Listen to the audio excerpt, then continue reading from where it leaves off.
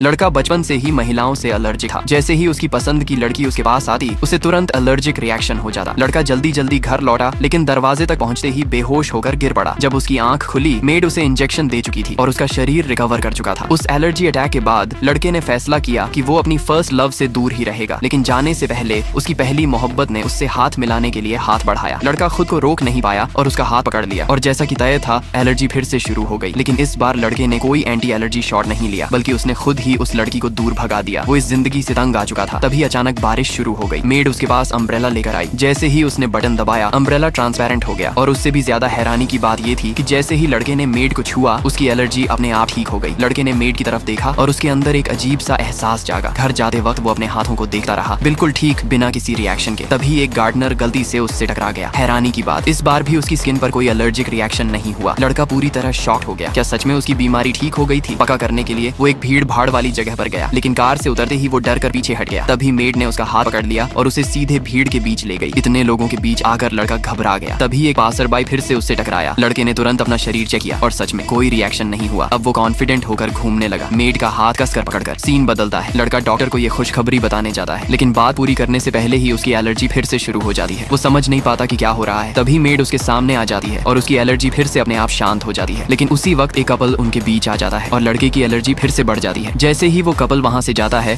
Symptoms फिर से शांत हो जाते हैं। अब लड़के को सब समझ आ जाता है। उसे ठीक करने वाली कोई दवा नहीं, बल्कि उसके सामने खड़ी वही मेड है। खुशी से पागल होकर वो आगे बढ़ता है और मेड को गले लगा लेता है। मेड वहीं जम सी जाती है। उसे समझ नहीं आता कि वो ऐसा क्यों कर रहा है। और तभी अचानक लड़का बोलता है, वो चाहता है कि मेड जिंदगी भर उसके साथ रहे। ये अचानक कन्फेशन सुनकर मेड पूरी तरह से कंफ्यूज हो जाती है। रात में मेड बिस्तर पर लेटी होती है। उसके दिमाग में बार बार उसी दिन का सीन घूमता रहता है। अगले ही पल उसे एहसास होता है कि वो खुद उस लड़के से प्यार करने लगी है। लेकिन सच्चाई ये थी, लड़के की नजर में वो सिर्फ एक रोबोट ही